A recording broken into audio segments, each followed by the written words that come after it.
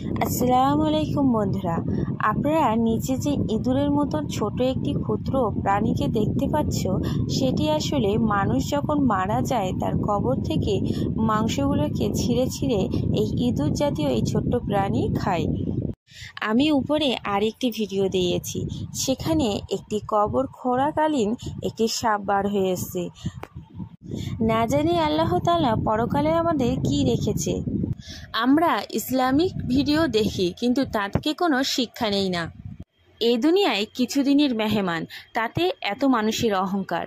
জীবনের শেষ বাজার, 1000 টাকার কাফন, আতর 60 টাকা, গোলাপ জল 15 টাকা, আগরবাতি 20 টাকার, সাবান 20 টাকার, কব্বুল 20 টাকা, ডাইল 30 টাকা, খিলাইল 5 টাকা, টোটাল 1190 টাকা। তাহলে মানুষের এত কিসের অহংকার?